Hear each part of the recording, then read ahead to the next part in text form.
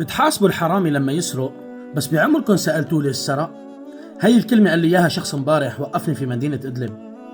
قال لي والله العظيم عم يوصلوا إنه الناس بدها تمد إيدها للحرام. أيعقل شخص أجاره عم يتراوح باليوم بين 10 و20 دولار، أجار بيته 300 و400 دولار. قال لي شو بدي أعمل أنا؟ هذا الموقف صار معي في مدينة إدلب. قال لي شو بدي أعمل؟ قال لي إذا أنتوا صوتنا ما وصلتوا، أنا اليوم طلعت أسجل هذا الفيديو لأنه وعدته رح أوصل صوته. هذا الموضوع بده حل. أسعار أجارات البيوت بإدلب مثل أسعار أجارات البيوت بإسطنبول.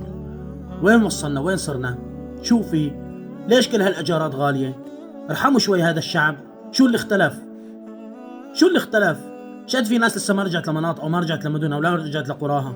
والله الموضوع بده شوية إحساس بالناس، شوي بده إحساس بالناس. انتوا هيك عم تقولوا للعالم روحوا اسرقوا ومدوا ايدكم للحرام.